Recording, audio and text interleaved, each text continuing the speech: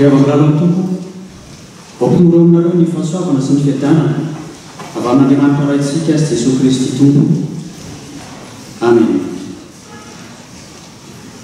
Alahady fatelon'ny volana aogositra dia 24 alahady fahafito manaraka ny Trinité. Ireo hevitra izay tanjintsika indray eto amin'ny fiangonana mandritra volana izao dia hoe mifampahery ny mino, mifampahery ny mino.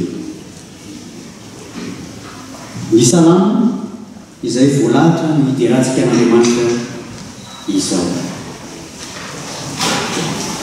Hetsana ny fiangonana.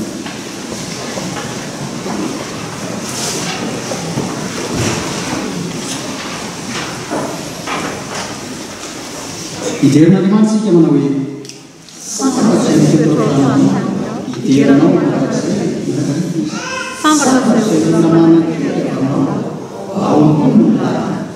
raha mandeha manakony savaky izy dia atao misy morandrana ary loaolana no manana-potaina azy miampy hera ny mpandeana izy samy misoratra n'Andriamanitra amin'izao izy rehetra. Amen.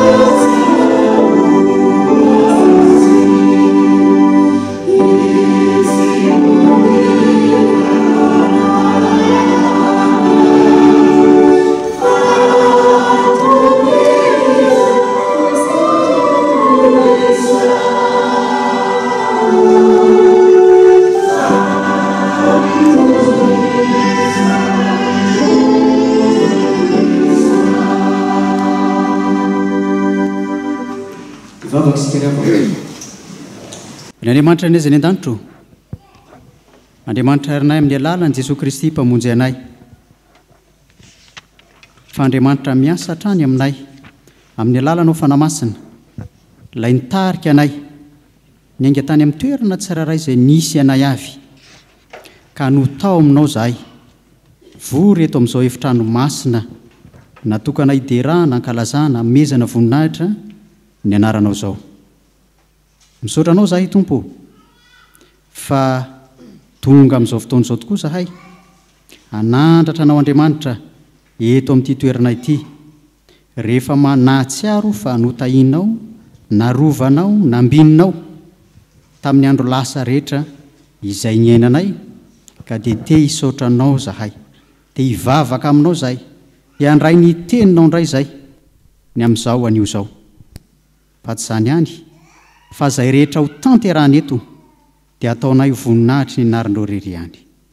Ny Tompoandriamanitra io raiso ary ny izay rehetra ataonay, na ny fiderana, ny fankalazana, fanomezana voninahitra ny anaranao amin'izao anio izao. Izany vavaka ataonay amin'ny anaranao Jesosy. Amen.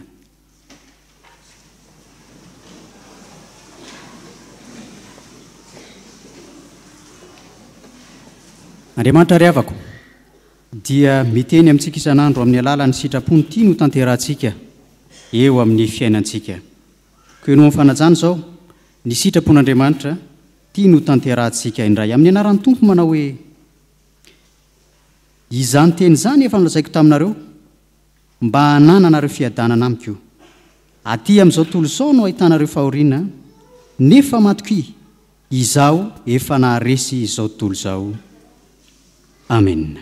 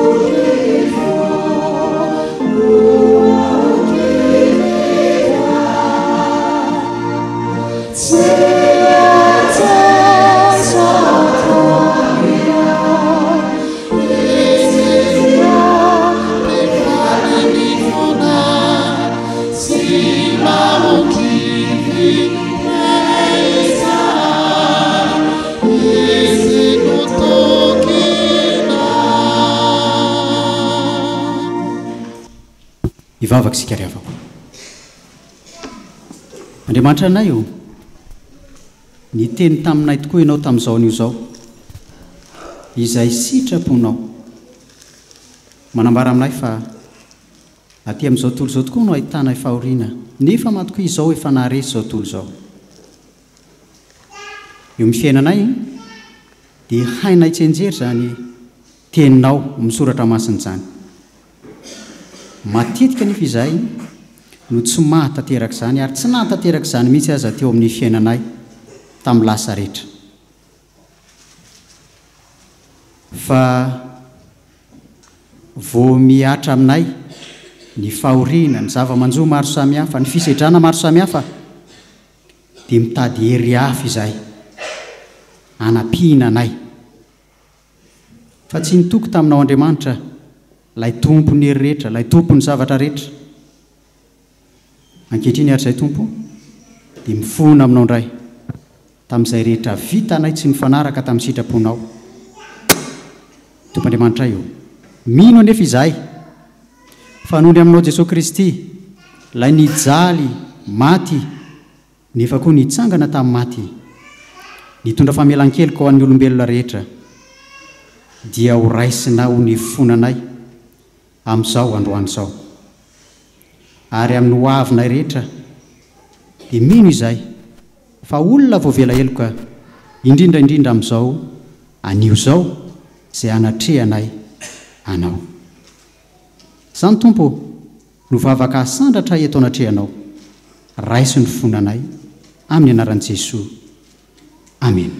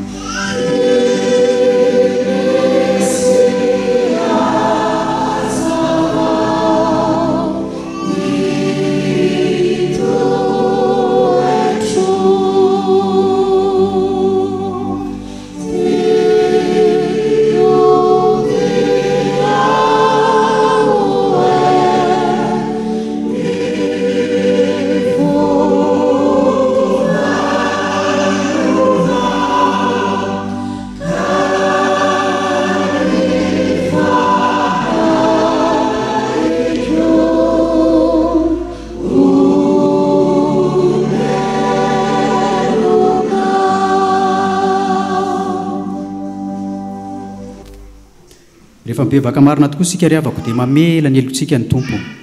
Koa mitsangana ny fiangonana izao, andray ny famelan-keloka avy amin'ny tomposika isika.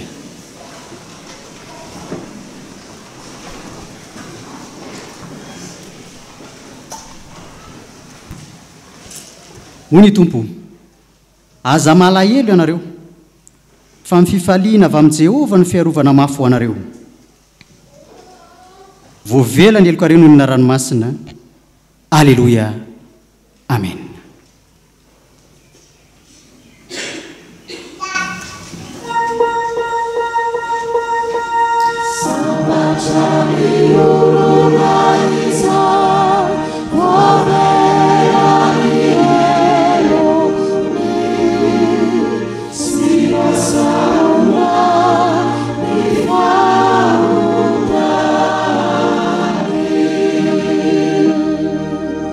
Sama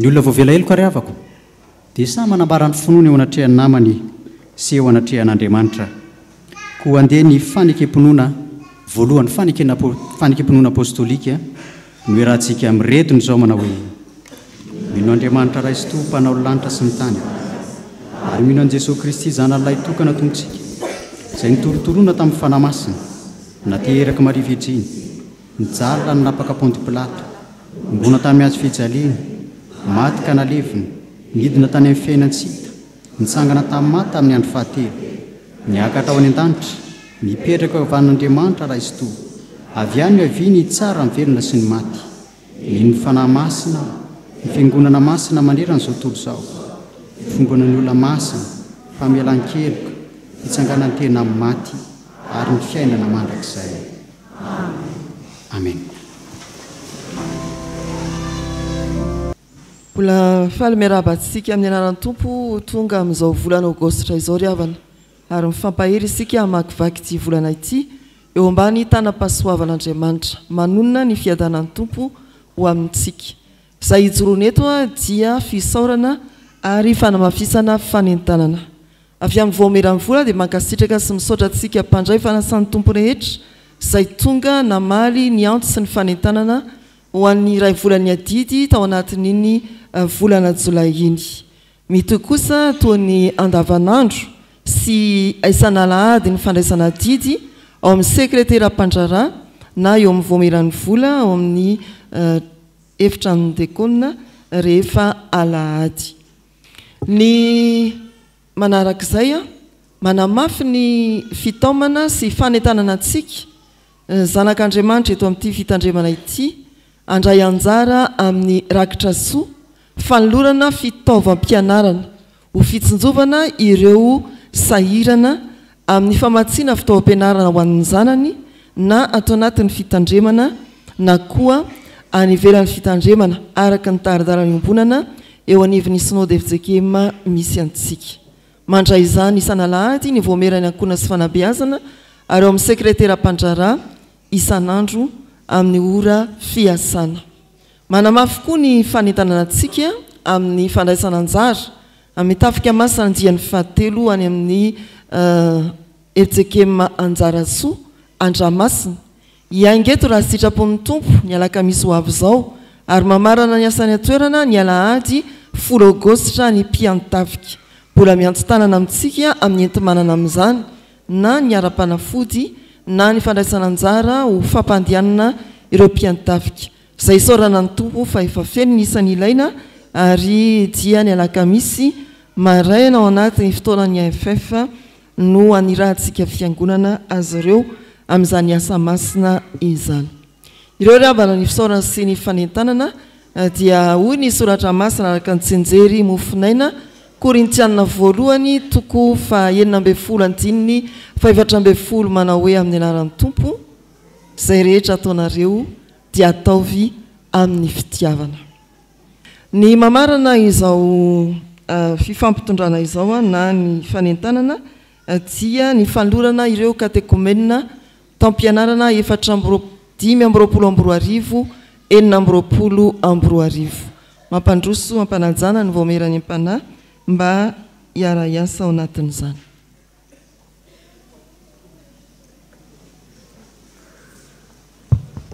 Manonona ny fiadanan'ny Tompo amintsika rehetra ry havana.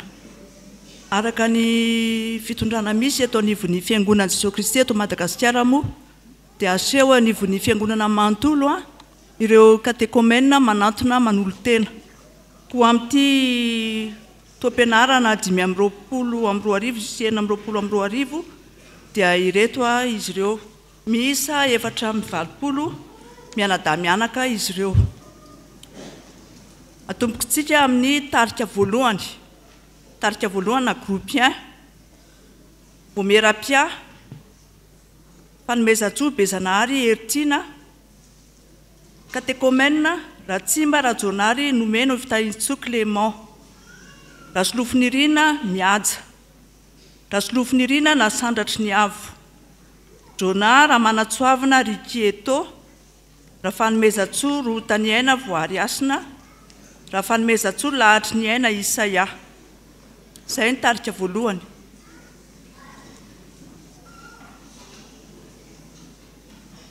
Saotra tompo. Tarika faharoa, Voameram-pia, Andriamatoa Zora Kotselo izay nazahoana fialatsiny. Katekomena Ravonisan Gina Idokina, Ravonisan Gina Liantso, Ramilsan Nirina Kely, Ramanandraibe Niavitry ny aina Keny Noël Dino, Ranaivisan Finoana Fanantenana Fitiavana.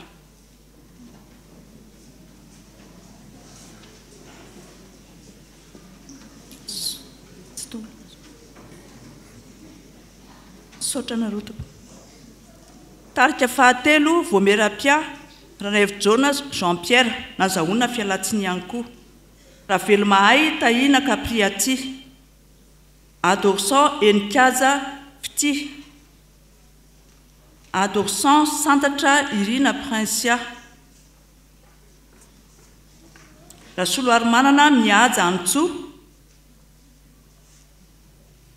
Rabehaza ary niavaka iainy.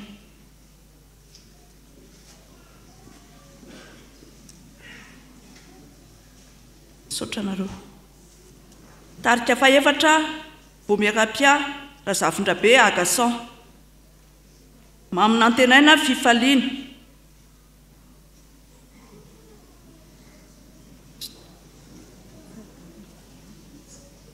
Nomenjanahary Fernando Angelo, Randria amin'ny Tantsoa lahatry ny aina Feizoro, Rakotomalala Andriatsilavo Artina, Harinirina Faneva Nantenaina Kely.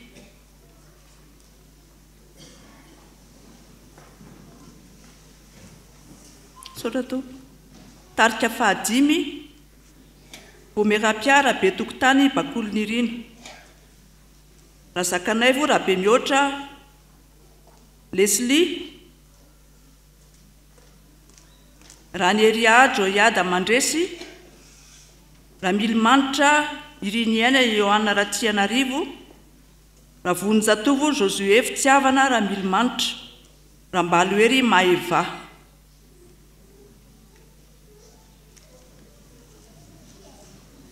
Saotra tompo.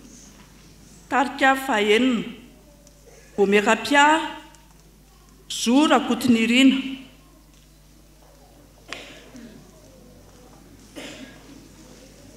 Ramanga Hersan Fitahiny Avo Olona Sandratra, Andrenarivo ary Mampionina Rio Josea, Nivinary Vololona Nirina Sokandi, Rakotinirina Andry ny aina Sania Domona, Steve Sergio.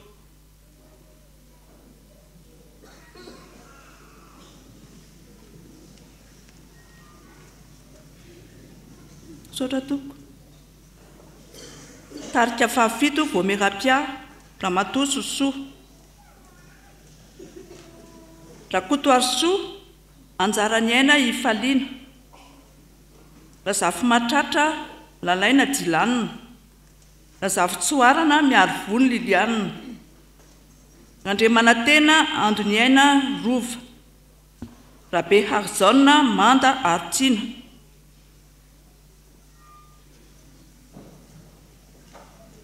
Saotra tompo. Tarika fahavalo, Voameram-pia Raharsoa Lova, Rakoto zanany Antsambrindra, Rakoto Arimanana Diamondra Sombiny aina Prinsia, Andrena Valina Maria Fenosoa, Andrianaivo Malala Ako Tsianala Messi, Ralay Artso Fanilo Nantenaina.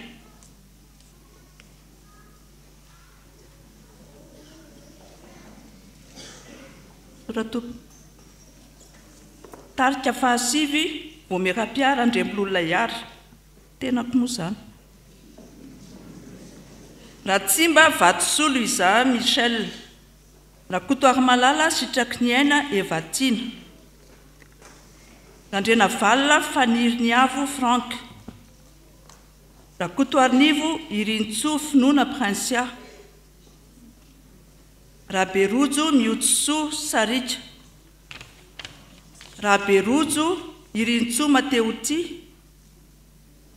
Ratsimbazafy ny avoko anitra arivo. Sotra tompo. Tarika 10 Vomerapia Ravelo Manatsoa Nina.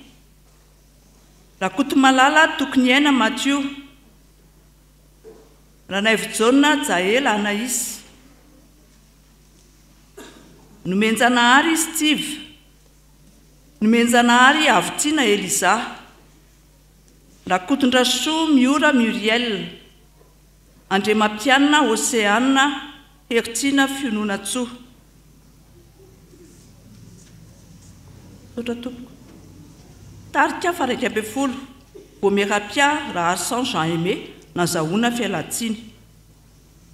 Rakotomanana Andremamonjosoa Soloniaina Stéphanie. Antroniaina Mamitiana.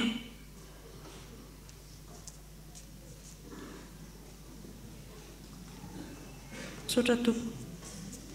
Tarika 20 Vomerapia Andremarivelo Georges Nazahoana Fialatsiny.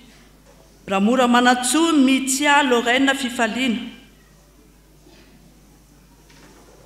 Rakotoarinjaka Henitsoa. Razafy Mandimby Tiana Erika. Randremampianina Mirinja Rehanina. Razanahary Manga Rinasoa Malalatsiana.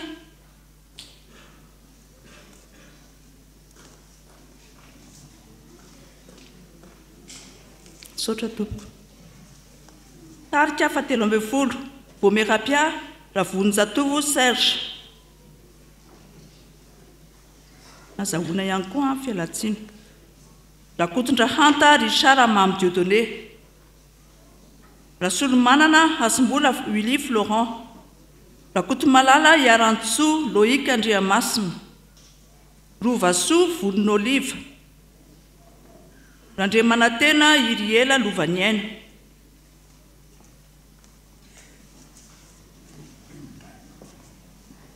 Sotra tompoko. Tarika 14 Vomerapia Antanirina Soa Lantina. Ramanandray be Nathan Lalarsan. Randremanjato Tojo Fenitra. Rasoa Mananjara Tokoniaina Sarobidy. Miadatselonina Miamity. Rabekoto Rova Sarobidy. Vonjiniaina Harsan Angélico.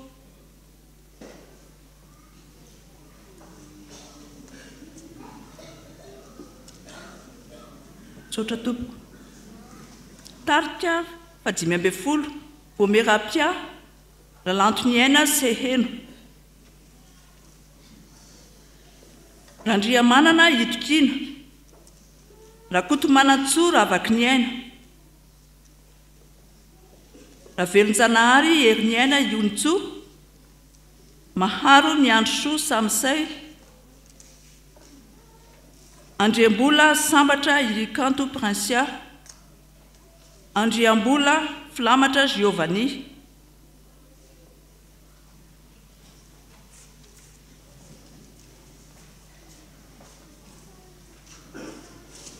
Sotra tompoko.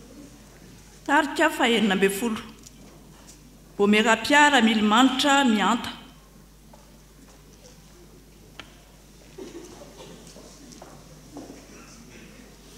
Rawela Kanto Sarika Elodie. Razafy Arivelo Tiasoa Malala. Andria Miaramanana Kanto Nirina Grâce. Ratovonjoely Niasina Liantsoa. Rasomapionina Heriniaina. Rakotoarsoa Maefa Ornela.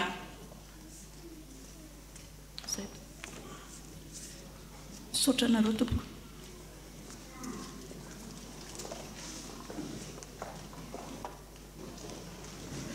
Misaotra ny eo amin'ny voamerany ampanariavana. Aoka hitsangana ianareo katekomenina anonana izao soratra masina izao. Ho ny mpanao salamo andramo ka izaho fa tsara Jehova ary hoy Jesosy tompo Izao no mpiandry tsara. Ny mpiandry tsara manolotra ny ainy hamonjy ny ondry. Raha misy olona tanaraka, aoka izy andany tenany sy hitondra ny azo fijaliany ka anaraka. Amen. Ivavaka isika ry havana. Ry Tompo misaotra anao izahay fa tsy niantso tany anefitra ny fiangonanao raha nirahana ho amin'ny fitoriana ny filazantsara. Indreo santionany amin'ny resy lahatra ka mandroso amin'ny fanoratena masina ao amin'ny katekomenina mba ho beazina sy ho tezaina araka ny sitraponao. Hizotra amin'ny tanjonao Andriamanitra ho amin'ny mandrakizay, hiazakazaka raha teo koa eo am-piandrasana ny fiavianao amin'ny fanompony araka ny talenta sy ny fanomezam-pahasoavana omenao ny tsirairay. Misaotra ny amin'ny azahoanay nanatrika azy ireo, namantatra azy ireo tamin'ity fotoana sarobidy ity. Ianao izay efa niantso ny tsirairay, mandinika ny vo sy ny fo ao anatiny, no ampahery sy hanohana azy, mandritra ny taom-pianarana amin'ny alalan'ny fanahy masina, ka ny hery ny teninao any anova ny fiainany. Indreo ny ray aman-dreny, ny ray tapo, na ny vady aman-janaka izy ireo tsiraray avy, tonga tamin'izao fotoana izao. Hitanao koa ny ao am-pon'izy ireo ny fifaliany, ny tebitebiny, ny fanahiny, sy kiny fahavonona avy amin'ny filazantsaranao izy Tompo, mba handray ny andraikitra tandrify azy amin'ny fanohanana mbavaka, ny tolo-tsaina sy ny tolo-kevitra, ary ny famefena azy ireo hizotra hatrany araka ny sitraponao. Indreto izay fiangonana, ny mpitandra sy ny voameran'ny ampanahy izay mikarakara mivantana ny fanoratena ny zanaky ny fiangonana, ny diakona izay mpiandraikitra ny any amin'ny isa-tokantrano, ny mpandray fanasan'ny Tompo, ny vahoakan'Andriamanitra tsy hakanavaka. Indreto izahay Tompo, maneho ny fahavonona ifanometanana araka ny andraikitra tsiraray avy, meo anay ny fahendrena avy any ambony, hitantana ny reto mpanolotenanao mba hatojo ny fikasana tsara ao anatiny ary ahavanina ny fikelezanay ny fiangonana. Misaotranao izahay fa fantatray manana hevitra heverana ny fiangonanao sy ny kristianina tsiraray ianao, dia hevitra hahatonga fiadanana fahatsiloza ananana ny fanantenanany amin'ny farany. Ankininay eo ampelantananao ny fiainan'ny reto mpanomponao andavanandro, na ho amin'ny asa mandrahara fivelomany, na ho amin'ny fianarana izay ilofosany. Dia hitanao koa Tompo ny zavatra rehetra momba azy ireo, ny ara-pahasalamana, ny ara-tokantrano, amin'ireny rehetrareny dia ataovy tsapany sy fantany fa Andriamanitra miara-monina aminy ianao. Amin'ny anaran'i Jesosy Kristy. Amen. Ipetraka. Tonga amin'ny fotoantsika izao amin'ny fotoana nitokany fiangonana ho an'ny ankizy sy ny tanora, koa andeha hitsangana ny ankizy sy ny tanora rehetra eto amin'ny fiangonana dia ho iraina ny hira izay voalahatra.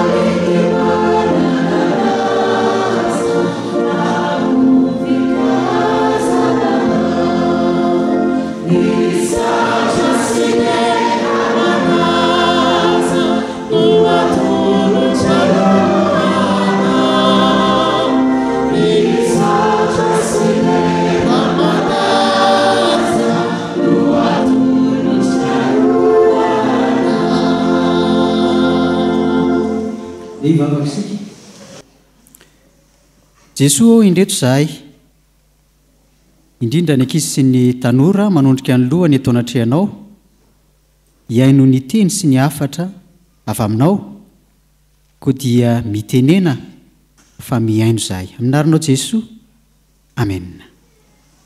Hitsangana ihany ianareo no andeha ho vakiana ny Jaona 4:12, ny andininy 4. filazantsara araka ny jaona toko faefatra ambifolo ny andeniny faefatra vakitsika izany amin'ny anaran'ny tompo manao hoe ary fantatrareo koa ny lalana ho any amin'izay alehako vakitsika mafy indray mandeha amin'ny anaran'ny tompo manao hoe ary fantatrareo koa lalana ho any amin'izay alehako amen hipetraka ianareo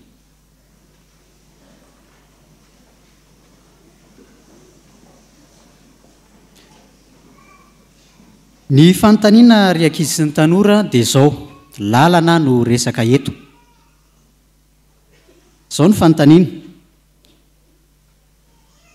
misy olona ve mahalala lalana makany amin'ny toerana anankiray nefa mbola tsy nandeha tany amin'ilay toerana akory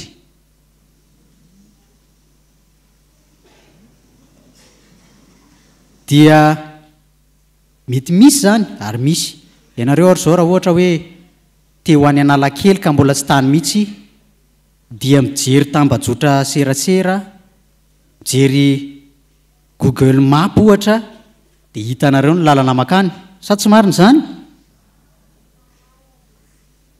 fa eto amin'ity tenin'Andriamanitra ity dia tsy hoe mahita lalana no lazay ny tenin'Andriamanitra eto fa mahafantatra lalana mahafantatra lalana izany hoe hafa ny mahita lalana hafa ny mahafantatra ilay lalana toy ny mpamily anankiray izay mandeha lalana izay efa mahazatra azy vakansa moa izao ny andro ataontsika hoe makany Mahajanga rehefa zatra amin'io lalana io izy dia hitany avokoa ny teboka rehetra amin'io lalana io hoe aizany misy lavaka aizany misy fiviliana aizany tokony andeha mafy aizany tokony andeha moramora kokoa aizany miakatra aizany midina zany no mahafantatra lalana izay voalaza eto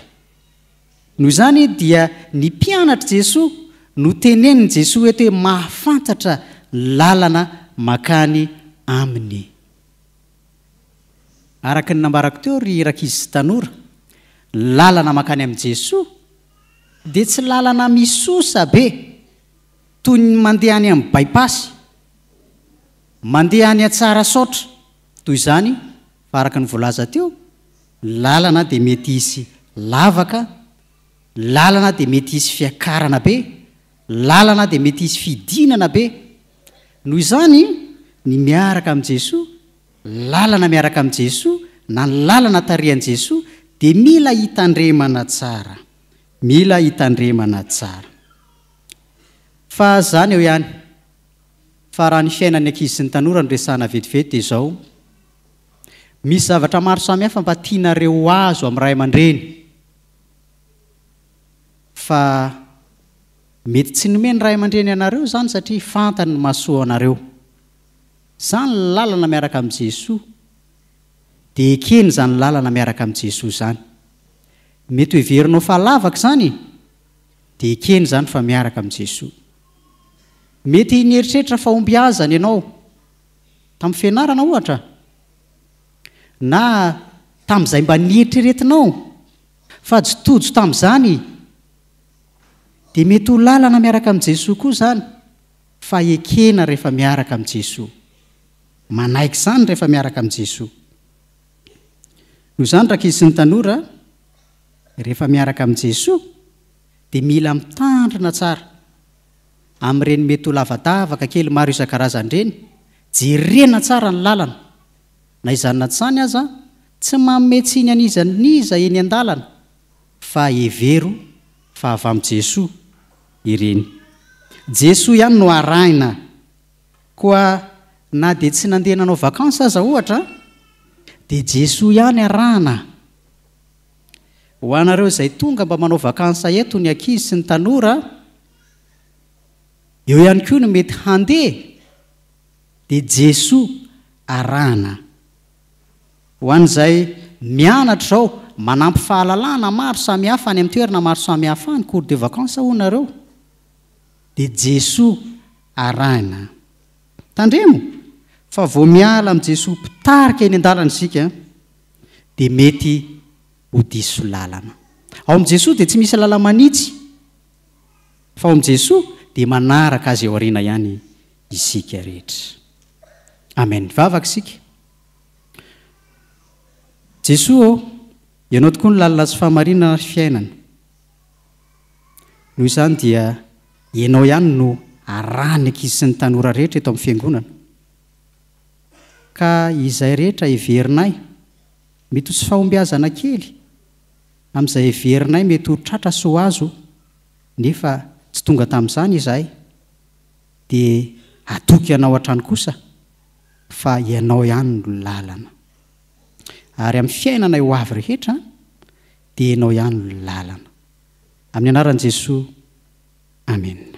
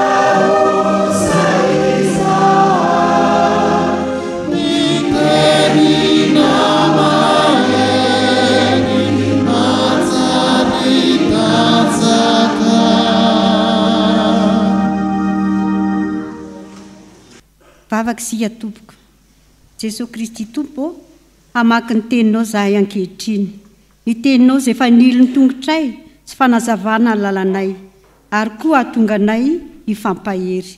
Koa mangataka ny fanahinao masina izahay hanazavanay mba ho mpakatoa ny teny ary ny mpanomponao hitondra ny hafatrao, tendreny ny lelany ka tsy hisy voambarany afa-tsy ny sitraponao irery ihany, ary izahay hamaky ny teny mba tsy handiso.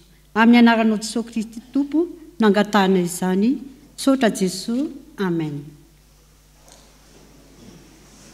Hiaraka maky sy hainy soratra masina isika ao amin'ny fanekena taloha, bokin'ny Samuela 2:10, andininy 7 ka hatramin'ny 14.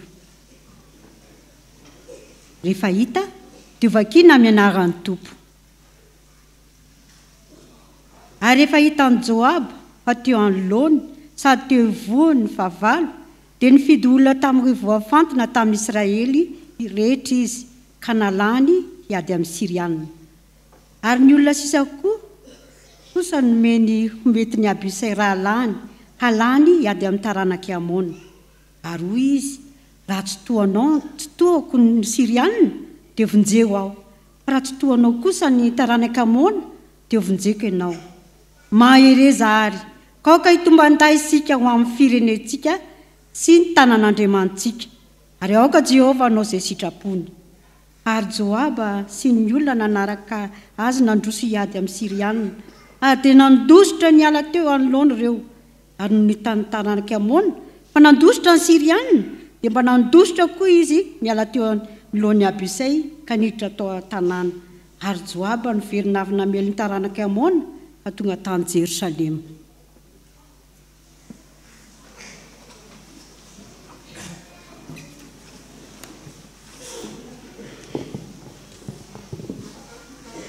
Hotoizantsika ny famakiana ny soratra masina ao amin'ny fanekena vaovao. Filazantsara araka ny Jaona 4:12, andininy 1 ka hatramin'ny 7. Ary ho faranantsika ny famakiana ny soratra masina ao amin'ny epistily ho an'ny Efesianina. Efesianina 4:9, andininy 10 ka hatramin'ny 13. Rehefa hita dia vatiantsika amin'ny anaran'ny tompo. Aza malahelo ny fonareo, minoa an'Andriamanitra ary minoa akoa. Ao an-tranony raiko misy fitoerana maro, raha tsy izany dia efa nilaza taminareo aho fa andeha hamboatra fitoerana ho anareo aho. Ary raha andeha hamboatra fitoerana ho anareo aho dia ho avy indray ka handray anareo any amiko, ka izay hitoerako no hitoeranareo koa. ary fantatrareo koa ny lalana ho any amin'izay alehako.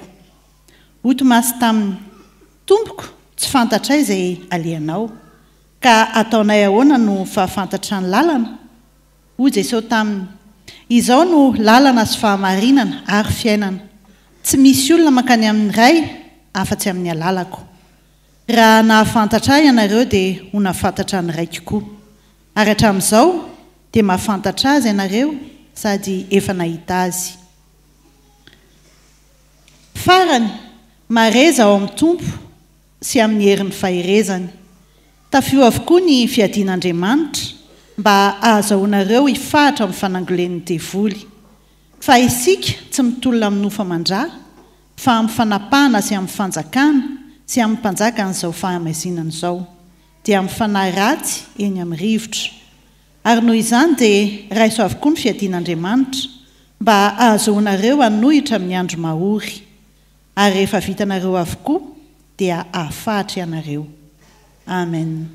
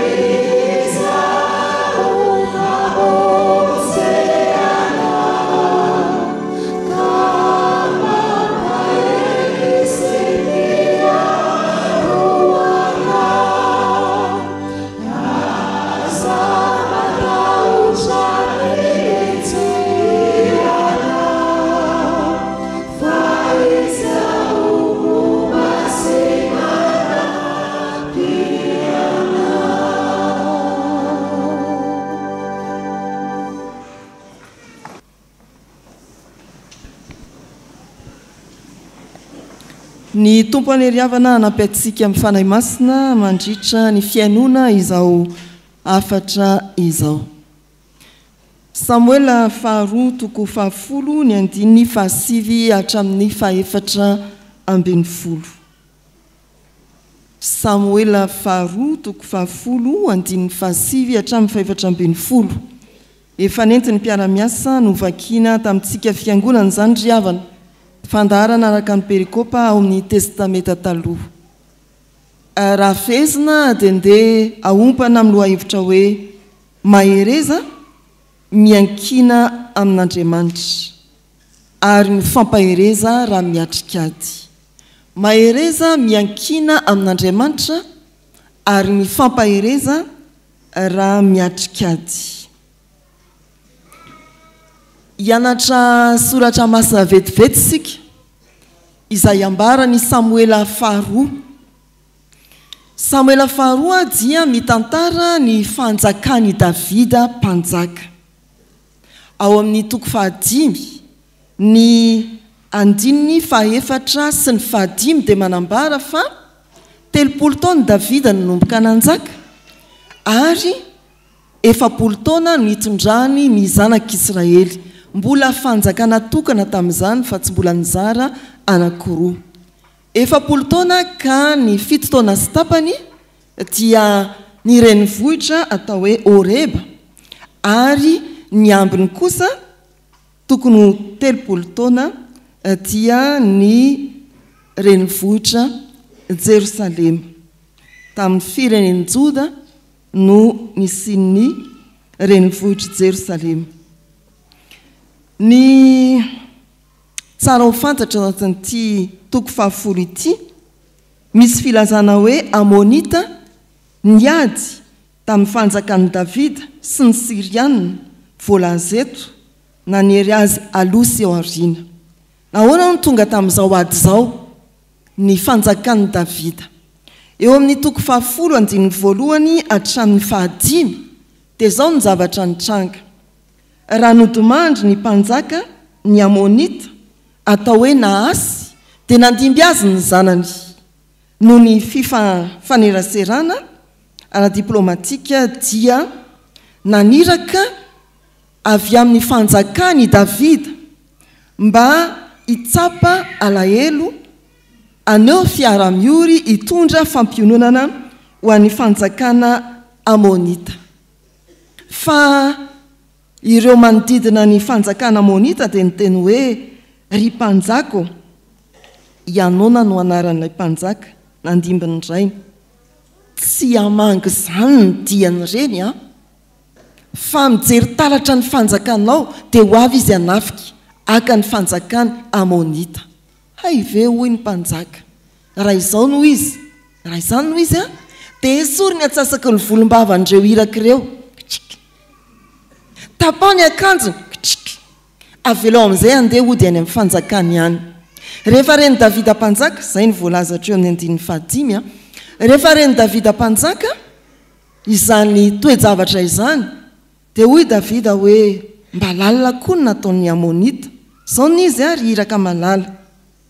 Avelao aloha aniry tsara ny volom-bavanareo, izay nareo vao mody aty amin'ny fanjakana, fa mamenatr'olona loatra ny zavatra nitranga.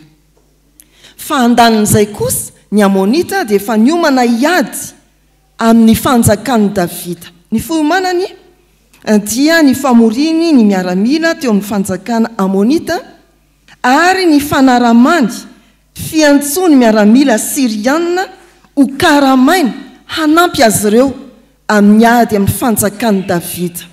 Raha tosika ka mamaky eo amin'ny 9 hatramin'ny 15 indray dia ny totaly 3 sy 3 alina ireo miaramila Siriana no karamainy ny Amonita mba hiaraka aminy hanafika ny fanjakany Davida. Tonga eo amin'ny 7 sika. Rehefa hitan'ny Joaba mpitaritafika ao amin'ny fanjakany Davida fa indreo manery azy avy ao aoriana ary manakana azy avy ao aloha, ny 9 dia nametraka paikady izy. Izao no izy, ny miaramila rehetra voavory entiko hiady amin'ny Amonita, ary ny andaliny kosa entiny Abisay hiady amin'ny Siriana. Ka raha tsy tohako ny Amonita dia mba ampianao a, raha tsy tohanao ny Siriana dia nampianao a. Zany ry havana dia endriky ny fifampaherezan'ny vahoakan'Andriamanitra miatrika ady. Alao sary an-tsaina raha tsy nisa fotsiny hoe 3 alina mandrahona anao eo aloha manidy lalana.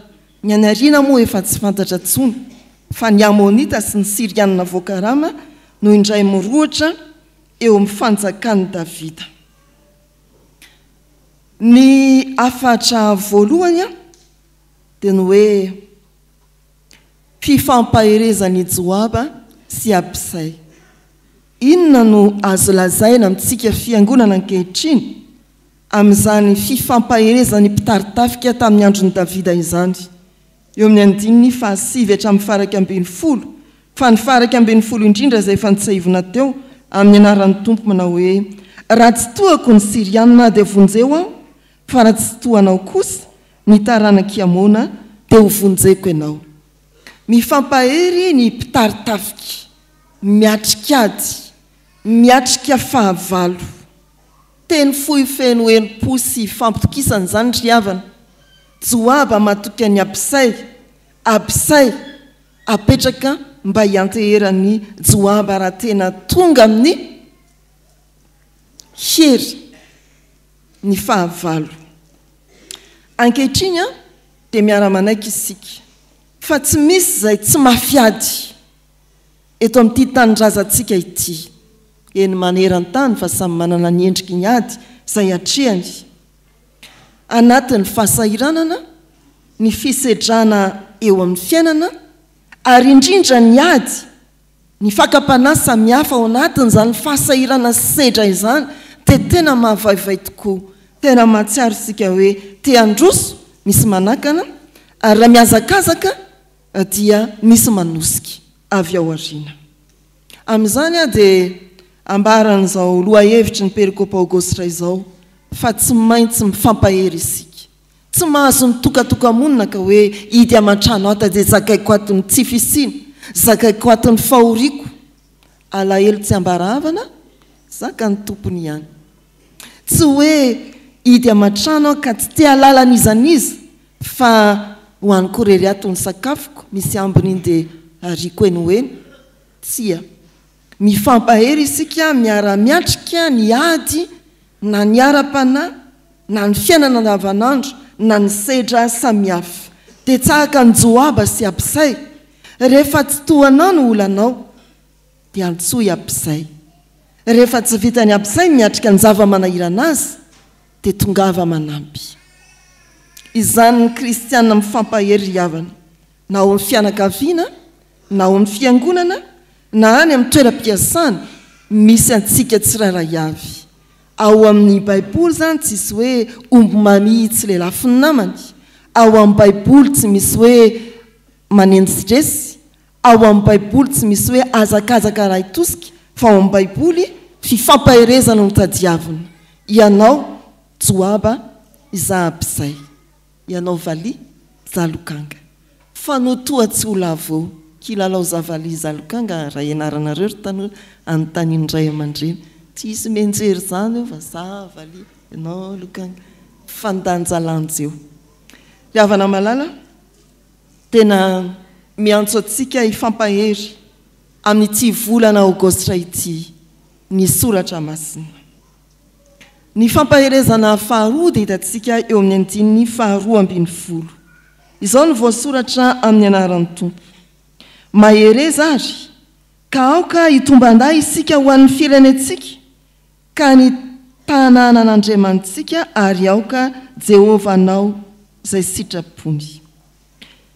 Aoka hitomban-day isika ho an'ny firenentsika sy ny tanànan'Andriamanitsika ary aoka Jehova anao ny sitrapony. Fifampaherezana tsy amin'ny teny fotsiny ihany na ny fifanomezan-toky manovana ilay teo aloha. Ity fampaherezana ity tsy hoe raha mafy be ny adinao dia ity tsy izay fotsiny, fa fifampaherezana amin'ny alalan'ny fitaomana samy atoky an'Andriamanitra.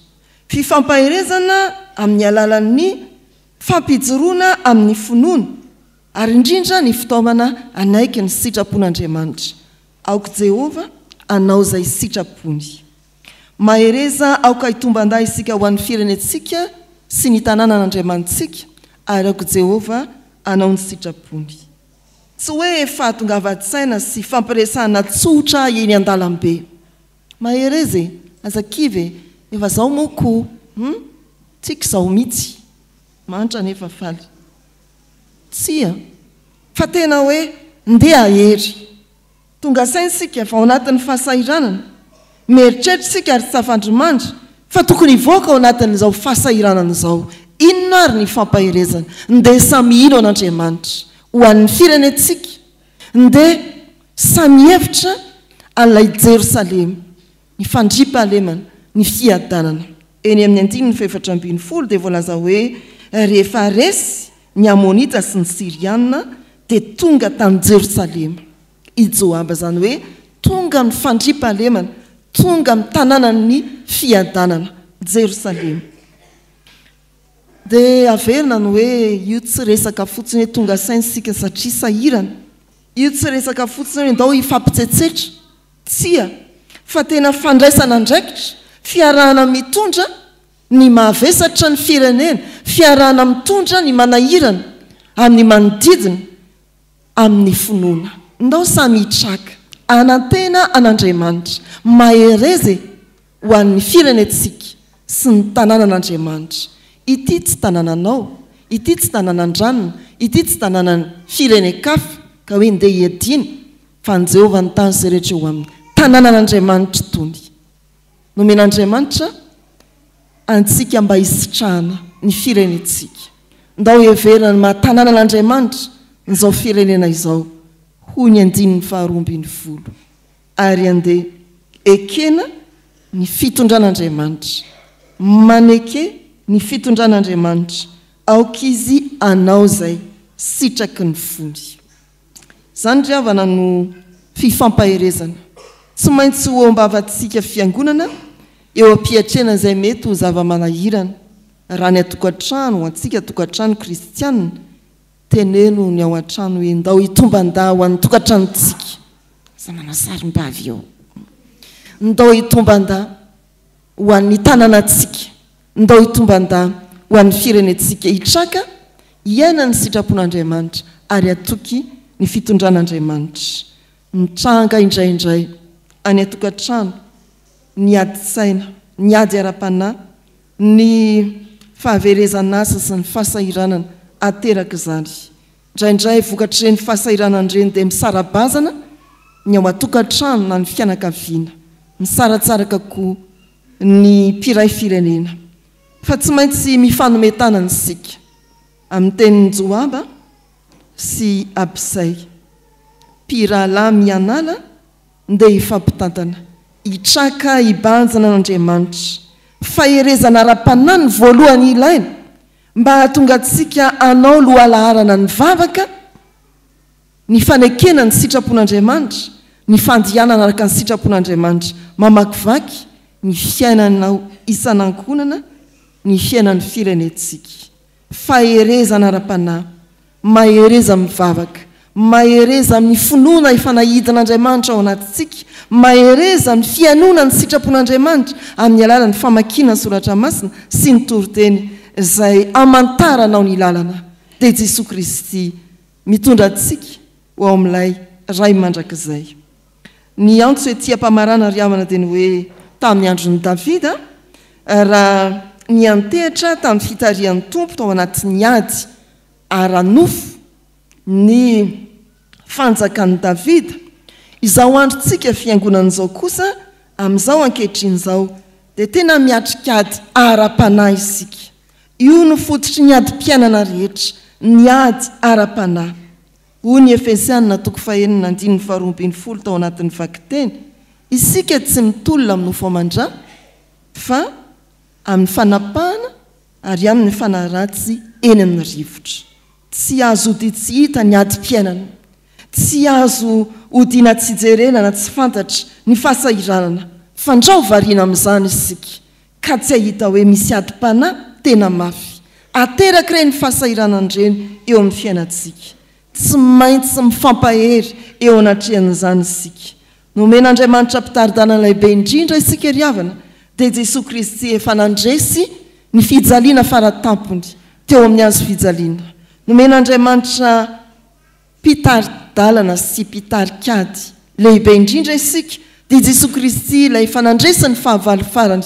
teny fahafatesana ny fampahery ny Israelita ny tarika Joaba sy Abisay fa isika dia ampaherezin' Jesosy araka ny teny manao hoe aty amin'izao tontolo izao no ahitana ireo fahoriana matoky izao efa naharesy izao tontolo izao mahereza amin'ny finoana sy ny vavaka mifampahereza toy ny nataony Joaba sy Abisay ary manekian'i Kristy ilay efa vonina ampahery antsika hatrany hatrany dia Kristy ilay tompony fandresena ho an'Andriamanitra ny voninahitra amen. Ivavaka isika ry havako Andriamanitra anay misaotra anao zahay noho ny amin'ny teninao izay nampitondrainao ny mpanomponao milaza aminay izany fa ady tokoa no hatrenay amin'ny fiainanay tsy ady samyrery fa ady arahana ary ao anatin'izany indrindra no tokony fampaherezanay manarara ohatr'izany izay ny amin'ity volana izay diavina ity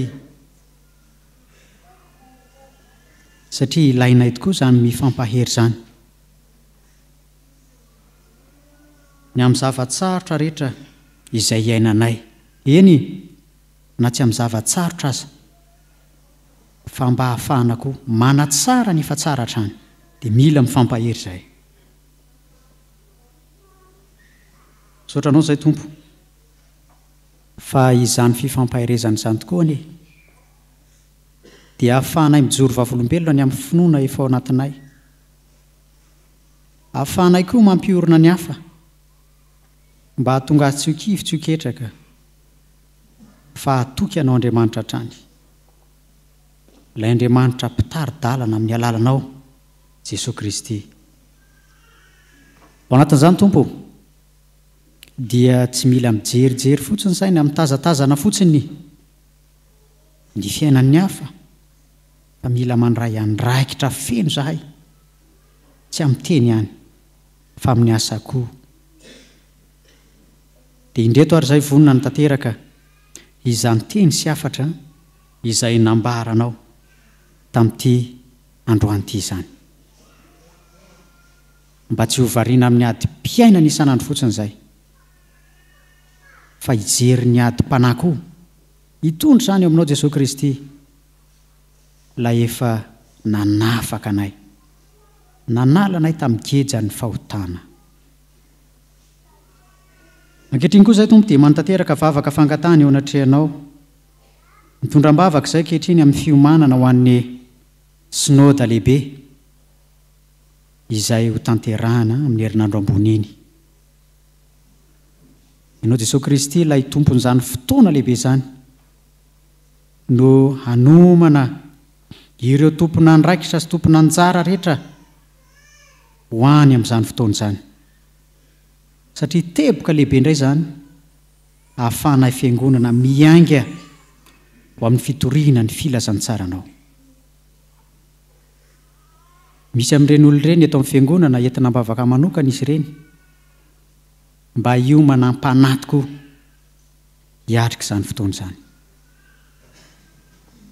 eo ny tompona andraikitra ny fiangonana izay efa miomana fatratra koa ankehitriny ny amin'ny fanomanana izany na amin'ny toerana na ara-pitaovana eo ihany koa ny lalana izay zorana satria lavitra izany lalana izany dia mila iomanana avokoa izany amin'ny zavatra rehetra amin'ny vatsy izay tokony hoentina amin'ny fiatrehany izany synôda lehibe izany dia ianao Andriamanitra ilay tompon'izany fotoana izany no omba azy ireo amin'ny fikarakarana rehetra mivavaka izay ankehitriny Jesosy amin'ny fiomanana ao amin'ny tafika masina izay tsy maintsy hatrehan'ny fiangonana hatrany izany eo ihany koa ny enti-manana maro samihafa ny finomanana am-panahy koa indrindraindrindra dia hiaraka aminao fanahy masina hatrany izay ary miangavy manokana anao ny amin'ny fitariana anay sy ny fampiorenana anay hiatrika izany tafika masina izany ary ampio manokana ireo mpanomponao nanolo tena hiatrika izany izay tarihany ray aman-dreny mpitandrana vavaka hatrany koa izahay ho amin'ny fialan-tsasatra ho an'ny mpianatra eo ihany koa ireo tonga izay efa miala sasatra ty amin'ny fiangonana avy any amin'ny toerana maro samihafa entina mbavaka izany fotoana izany izay rehetra ataon'ireo mpianatra any amin'ny toerana maro samihafa satria misy ray aman-dreny eto izao tsy eo anatrehany ny zanany fa any amin'ny toeran-kafany ho izany fialan-tsasatra izany dia arovy re tompo taio izy ireny mba hiorina tsara aminao Jesosy Kristy satria ianao tokoa no lalana mivavaka izay mafampidirina mpianatra maro samihafa izay efa tanterahan'ny ray aman-dreny izao eo ny enti-manana samihafa izay tsy maintsy hatrehana na dia amin'izao fiainan-tsatro izao azy dia ianao Jesosy Kristy ianao fanahy masina ilay mpampahery ireo ray aman-dreny ireo no hiaraka aminy hatrany ihany koa. Mivavaka indray izay amin'izao fiatrehana ny herinandro zao, ho tahinao any ho arovanao ambininao zahay, ary ny fiainanay dia ataonay voninahitra ao irery ihany. Mivavaka koa zahay ho an'ny firenenay izay fantatra ao Andriamanitra sy fantatra koa fa hiatrika fivorian-dehibe eto amin'ity firenena ity ho amin'ireo firenena maro samihafa ho tonga eto ireo filoham-panjakana maro samihafa.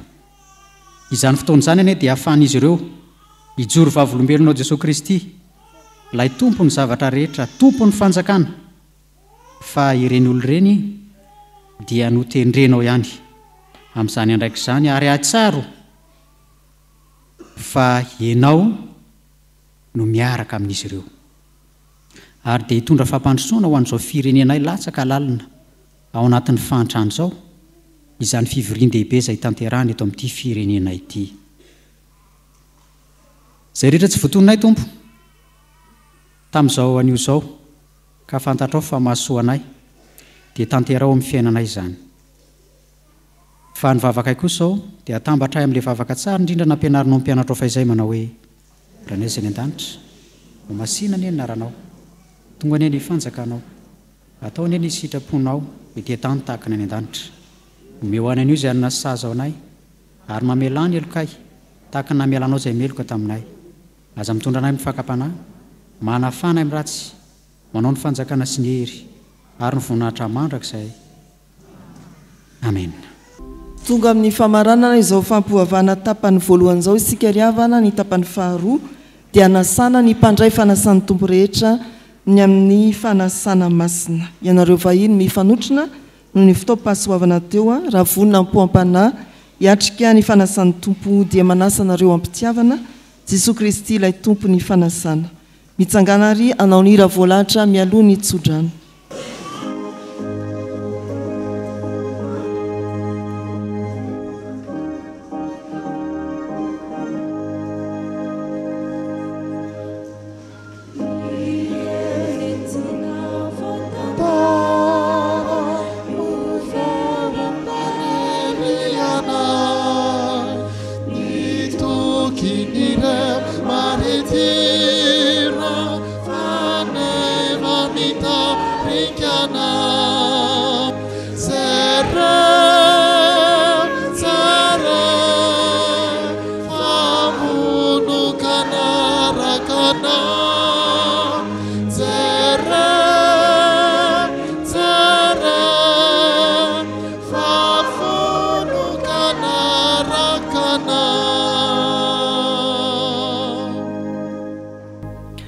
Raisan'ny finoana hitsodrano atolotra amin'ny anaran'ny tompo, ary Andriamanitra ny fahasoavana rehetra izay efa niantso anareo ho any amin'ny voninahiny mandrakizay ao amin'ny Kristy, rehefa niaritra fahoriana vetivety ianareo, dia izy no hatanteraka sy hampiorina ary hampitoetra anareo, mahereza amin'ny herin'ny faherezana.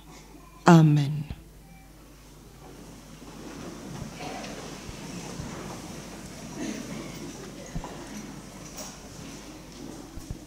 Ho an'Andriamanitra irery ihany anie ny voninahitra, amin'ny anaran'ny Ray sy ny Zanaka ary ny fanahy masina. Amen.